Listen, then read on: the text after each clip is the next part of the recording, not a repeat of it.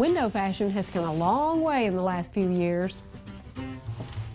What I grew up calling curtains is now referred to as window treatments in the interior design industry. And it's not just a fancy word. What we expect our window treatments to do now are blackout lining, we want to sleep longer, or motorization. We're going to learn a lot about window treatments today, but we're going to start with Window Treatments 101.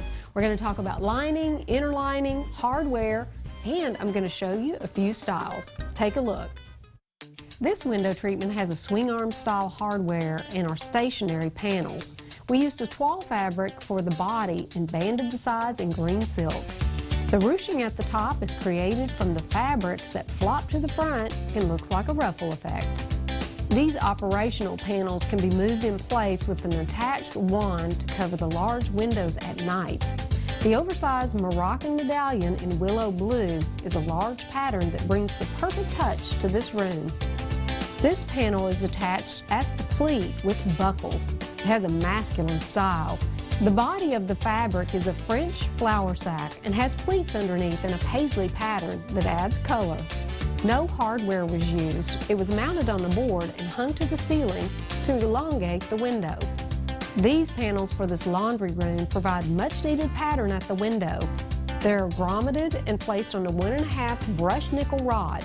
The length is just past the windowsill, but short enough not to get near the water in the sink. This Roman shade is in heavy upholstery weight cheetah fabric. It's easy to move up and down with the clutch cord system. This style is great installed on the inside of the window. Now let's take a basic tour around the hardware. You're going to need rods, finials, brackets, and rings. Let's talk about the rods. Rods come in such a big variety, from a wood rod, this is a wood crackle in a 3-inch, to an iron rod in 1 inch, 1.5 inch, so you need to choose the appropriate size. Next, if you want to use rings, you need to make sure that you use the rings that are just a little bit larger so that they can slide on your rod. Don't buy them the same size.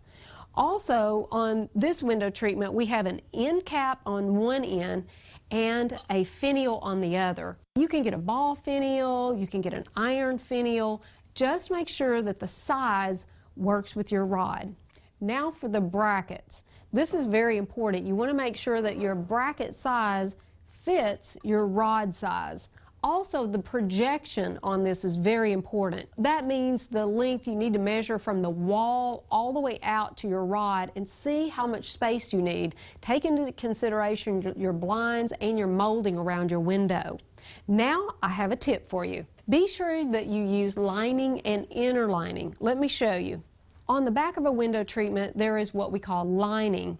On the interior, there is an inner lining. It's sort of a soft felt feeling in the center, and it's called bump sometimes in the industry. Whenever you use lining and inner lining, you get a designer look. And remember that all of your window fashions can be motorized. So whether you want to cuff, band, or ruche your material, make sure that you line and inner line, and make sure that you use the appropriate hardware for your window treatments. And that way you can give your curtains a run for their money. Welcome to the Cheers Corner. This is the portion of the show where we hand out the party favors and we make our toast. You know, I think a good host should have a little takeaway at the end of every party, and we think life should be celebrated. We give you so many great tips throughout the show, so just as a reminder, here are the party favors for this week. Tradition meets transition. This oversized painting looks great in the living room, and it is such a focal point. You know, it takes the place of a screen or a backdrop or wallpaper. Gates and plow parts are art. You know, it really takes a good eye to take what would never be used in the field again and turn it into art. For more inspiring ideas, be sure to watch us every week right here and get in touch with us. We'd like to know where you're watching, and we're going to be posting some of the things you haven't seen online. Go to my website at lifestyle-with-denise-simons.com, and you can also like our Facebook page, Lifestyle with Denise Simons. I'd love to hear from you.